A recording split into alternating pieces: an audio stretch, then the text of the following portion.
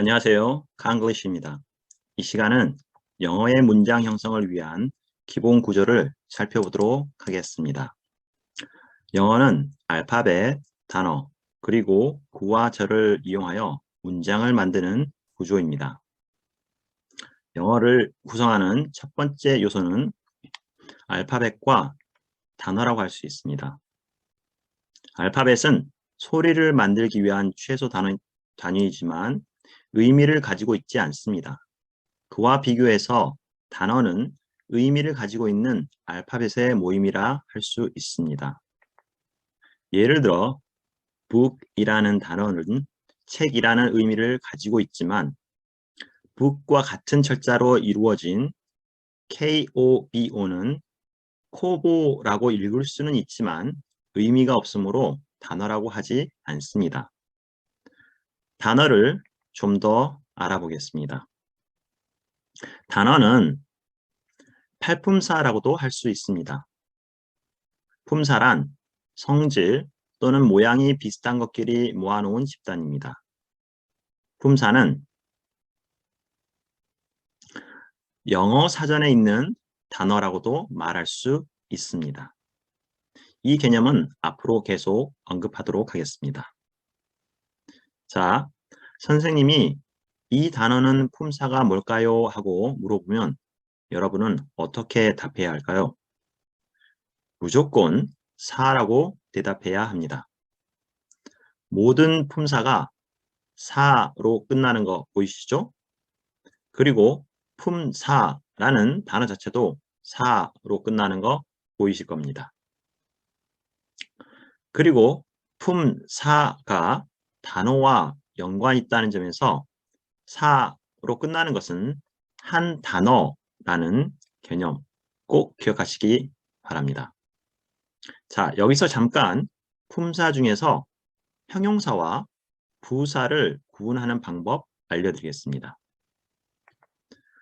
동사는 단어의 뜻의 마지막이 하다 또는 다로 끝나면 동사인 거 아시죠?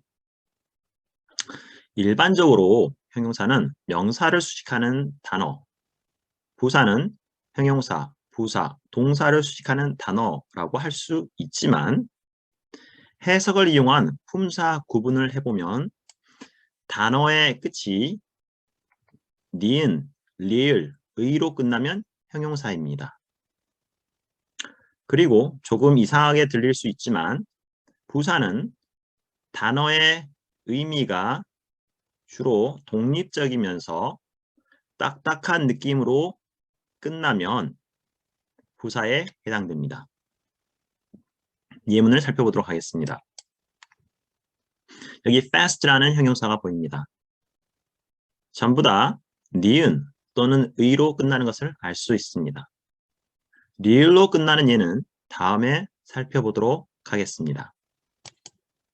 이번에는 부사의 예를 살펴보도록 하겠습니다.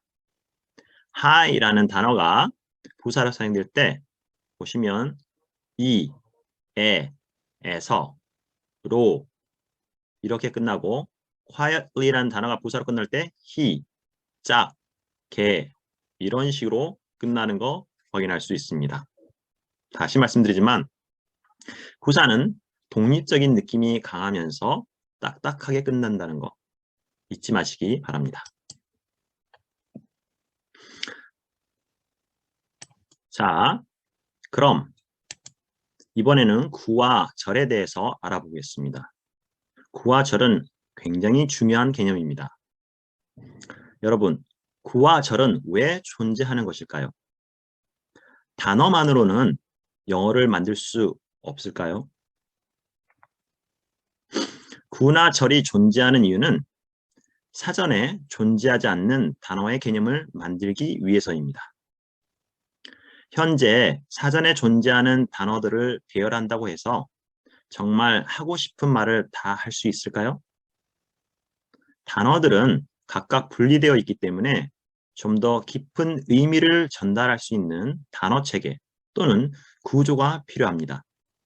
다시 말하면 우리가 구나 절을 배움으로 사전에 존재하지 않는 단어 개념을 만들 수 있는 능력을 갖게 되는 것입니다. 우리가 배우는 문법의 많은 개념도 구, 절과 관련이 있습니다. 그럼 예문을 살펴보겠습니다. Communication is important. 의사소통은 중요하다와 English is important. 영어는 중요하다. 이 두 문장은 의도하고자 하는 의미를 전달하기 위해 사전에 존재하는 각각의 단어를 배열한 것입니다. 이와 비교해서 아래 Learning English is important to communicate with people. 영어를 배우는 것은 사람들과 의사소통을 하기 위해 중요하다는 문장은 사전에 존재하는 기존의 단어를 기반으로 변형, 활용한 형태를 사용하여 문장을 자연스럽게 만들면서 위에 있는 두 문장을 좀 더 포괄적으로 전달하고 있습니다. 이것이 구와 절이 필요한 이유인 것입니다. 계속해서 내용을 좀 살펴보겠습니다. 두 번째 문장에서 Learning English는 명사, 즉 사전에 있는 단어, 사가 아닌 명사 구, 즉 두 단어 이상으로 이루어진 사전에 없는 명사 개념 또는 명사의 의미를 만들기 위해 ing를 사용한 형태입니다. To communicate with people를 보면 해석은 사람들과 소통하기 위해, 자 여기 해석이 위해 하면 딱딱하게 끝나고 있죠? 그럼 어떤 품사죠? 맞습니다. 부사입니다. 하지만 사전에 존재하는 한 단어 부사가 아니라 두 단어 이상으로 이루어진 사전에 없는 부사 개념 또는 부사의 의미를 to를 사용해서 만들고 있으니까 부사구라고 말합니다. 구와 절의 예문을 좀 더 살펴보겠습니다. 1번 문장에서 to learn English는 문장에서 주어로 사용되고 있습니다.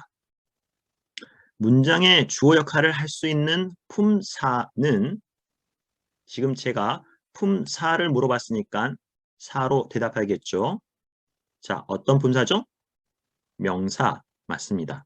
그런데 to learn English라는 이런 명사가 사전에 있나요?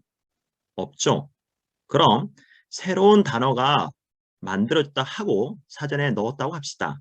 만약 learn 대신에 speak을 넣어서 to speak English 라고 만들고 또 새로운 단어가 만들어지기 때문에 사전에 넣었다고 합시다. 이번에는 speak 대신에 master이라는 단어를 넣어서 또 다른 단어를 만들었다고 합시다. 계속 단어들을 바꿀 수 있는데 모두 다 사전에 넣을 수 있을까요? 불가능하겠죠. 그래서 우리는 구와 절이라는 개념을 배우고 새로운 단어, 즉 사전에 존재하지 않는 단어의 개념을 이해하게 되는 것입니다. 주어 역할을 하는 to learn English는 한 단어 명사가 아니라 to가 이끄는 두 단어 이상이 명사 역할을 하고 있습니다. 그러므로 명사라고 할 수 없습니다. 사라고 하는 것은 한 단어를 말하는 것입니다. 그래서 우리는 이것을 명사가 아닌 명사구라고 부릅니다. 자, 2번 문장에서 that she loves me는 그녀가 나를 사랑한다라는 것이라고 해석이 되는데요. that she loves me 역시 문장에서 주어로 사용되고 있습니다. 그럼 문장에서 주어 역할을 할 수 있는 품사는 역시 품사를 물어봤으니까 사로 답해야겠죠. 역시 명사입니다. 그런데 한 단어 명사가 아니죠. 이렇게 주어 역할을 하는 명사가 한 단어가 아니라 여러 단어가 그런데 그 안에 주어, 서술어 형태가 들어있는 명사 구조를 절이라는 표현을 사용합니다. 그래서 that she loves me는 명사가 아니라 명사절이라고 우리가 부르는 것입니다. 구와 절에 대한 자세한 개념은 계속 이야기하겠지만 요약하자면 사전에 존재하지 않는 단어의 개념을 만드는 구조라는 것 꼭 기억하시기 바랍니다. 자, 이제 알파벳, 단어, 구절을 사용하여 문장을 만들 준비가 되었습니다. 문장은 다음 보시는 5가지 형태로 이루어집니다. 우리는 이것을 문장의 O 형식이라고 부릅니다. 문장의 기본 구조는 SV로 이루어집니다. S는 주어, V는 동사, O는 목적어, C는 보호라고 합니다. 그런데 조금 이상한 것이 하나 보이지 않나요? 찾으셨나요? 다른 것들은 모두 주어, 목적어, 보어, 어로 끝나는데 동사만 사로 끝나고 있죠. 혹시 무슨 말인지 이해되시나요? 사는 우리가 품사를 구분하는 기준으로 사용한다고 했습니다. 품사는 문장 안에 들어오기 전에 우리가 부르는 말입니다.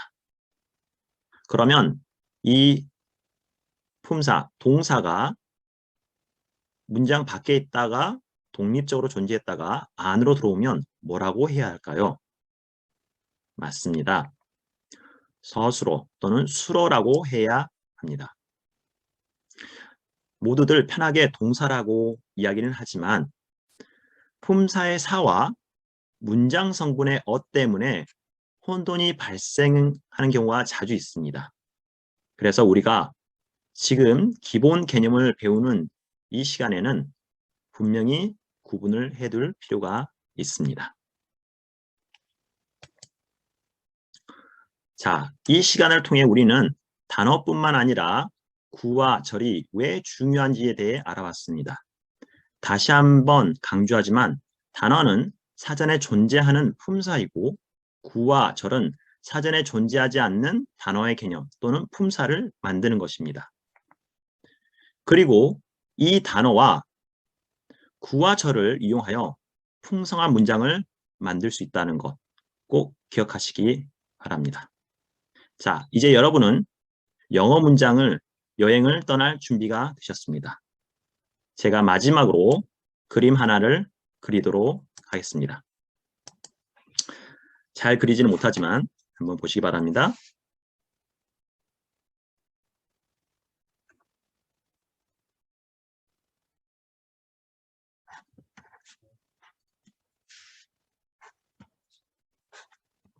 자, 제가 사람을 그렸습니다. 자, 그리고 여러분, 이 사람의 여기 한 가운데 여기 보이시죠? 뭐가 보이시나요? 네, 맞습니다. 갈비뼈는 아닙니다. 네, 척추뼈입니다. 자, 여러분, 사람이 움직이는 데 있어서 가장 중요하고 또 균형을 잡아내는 데 있어서 중요한 부분 중에 하나가 바로 이 척추뼈입니다. 이와 마찬가지로 영어에 있어서 가장 중요한 품사 중에 하나가 있는데 그 품사는 바로 동사입니다. 왜냐하면 동사는 첫 번째 문장에서 보이는 것처럼 기본적인 틀을 갖추면서 그리고 뒤에 나올 구조를 결정하기 때문입니다. 또한 이 동사는 나중에 우리가 이야기한 것처럼 구를 만드는 데 있어서 굉장히 중요한 역할들을 합니다. 자, 여러분 이제 동사의 중요성에 대해서도 알게 되셨죠? 자, 우리 또 다음 시간에 뵙도록 하겠습니다. 수고하셨습니다.